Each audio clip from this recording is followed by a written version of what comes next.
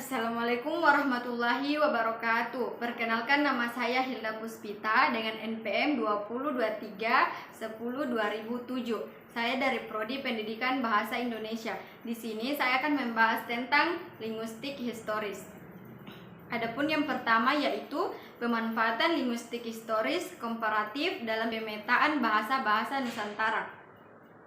Jadi, linguistik historis komparatif sebagai salah satu cabang linguistik mempunyai tugas utama, antara lain menetapkan fakta dan tingkat keeratan dan kekerabatan antar bahasa yang berkaitan erat dengan pengelompokan bahasa-bahasa sekerabat. Bahasa-bahasa sekerabat yang termasuk dalam anggota suatu kelompok bahasa pada dasarnya memiliki sejarah perkembangan yang sama sesuai dengan tugas utama tersebut. Linguistik historis komparatif memiliki kewenangan dalam mengkaji relasi historis diantaranya kelompok bahasa tertentu. Ini menurut Antila 1972-20. Penelitian ini menggunakan metode analisis sin-komparatif dan dia-komparatif historis. Metode sin-komparatif diterapkan sebelum menggunakan metode dia-komparatif dengan maksud untuk menganalisis data bahasa-bahasa serumpun secara sinkronis. Metode ini digunakan berdasarkan kenyataan bahwa penelitian historis komparatif harus diawali dengan pendekatan sinkronis. Maksudnya, dalam membandingkan bahasa-bahasa berkerabat sebelum dianalisis secara diakronis, bahasa-bahasa tersebut terlebih dahulu dianalisis secara sinkronis. Yang kedua, kajian linguistik historis komparatif pada pola perubahan bunyi, yaitu setiap bahasa memiliki ciri tertentu yang terdapat pula dalam bahasa-bahasa lain. Seorang linguis diharapkan mampu menguasai secara reseptif satu atau lebih bahasa di samping bahasanya sendiri. Bahasa dan budaya memiliki prinsip-prinsip tertentu terhadap kesemestaan bahasa. Hal tersebut menentukan konsep bahasa dalam aspek lain dari perilaku manusia. Istilah kekerabatan terkait dengan wilayah semantik pada konsep bahasa terhadap perilaku linguistik. Pada kajian ini diberikan contoh 3 bahasa Alor yang tergolong berkerabat, yakni bahasa Kabola, bahasa Amap, dan bahasa Klon di Pulau Alor. Dikaji dengan analisis kualitatif. Metode perbandingan yang dilakukan bersifat sinkromparatif, yaitu menentukan ciri-ciri kesamaan dan perbedaan antar bahasa kerabat yang hidup pada masa yang sama. Fenomena kebahasaan yang dikaji bersifat deskriptif. Data yang dikumpulkan adalah data pada masa sekarang. Yang ketiga, ada hubungan kekerabatan bahasa Jawa, Sunda, dan Makassar. Kajian linguistik historis komparatif. Setiap daerah di Indonesia memiliki bahasa yang dipakai sebagai media komunikasi dan pendidikan. Etnologi 2020 mencatat bahwa kurang lebih 719 bahasa tersebar di Nusantara. Secara umum, bahasa-bahasa di Indonesia termasuk dalam kelompok atau rukun bahasa Austronesia. Dengan kata lain, ada kemungkinan bahwa bahasa-bahasa yang dahulunya merupakan suatu bahasa yang tunggal kemudian terpisah dan hingga sekarang masih memiliki kekerabatan. Kombinasi antara pendekatan deskriptif kualitatif dan kuantitatif dengan kajian linguistik historis komparatif digunakan dalam penelitian ini. Pendekatan kuantitatif dimunculkan melalui perhitungan persentase kekerabatan atau teknik leksikostatistik dan glatokronologi yang digunakan dalam perhitungan waktu pisah antara BJ, BS, dan BM.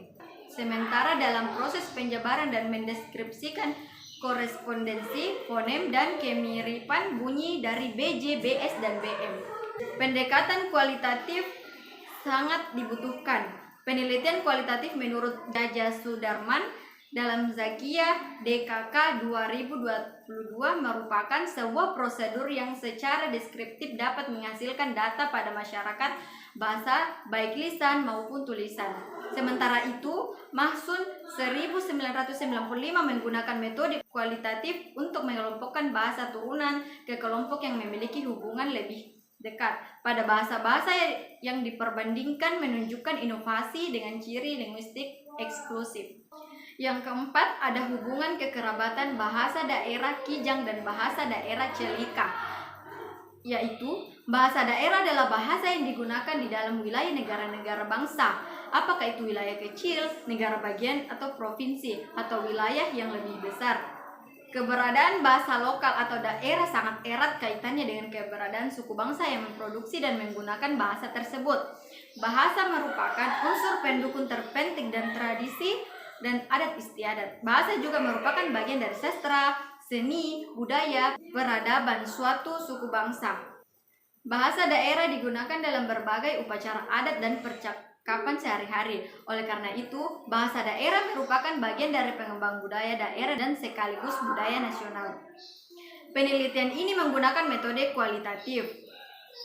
Mahsun 2002 mengatakan bahwa metode kualitatif dimaksudkan sebagai cara pengelompokan bahasa turunan ke suatu kelompok yang lebih dekat hubungannya, karena memperhatikan inovasi berciri linguistik eksklusif yang menyebar pada bahasa-bahasa yang dibandingkan.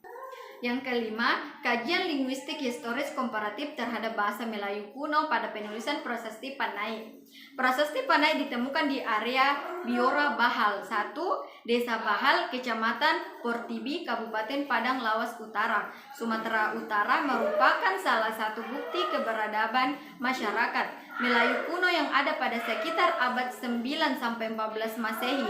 Prasasti tersebut kini disimpan di Museum Negeri Sumatera Utara.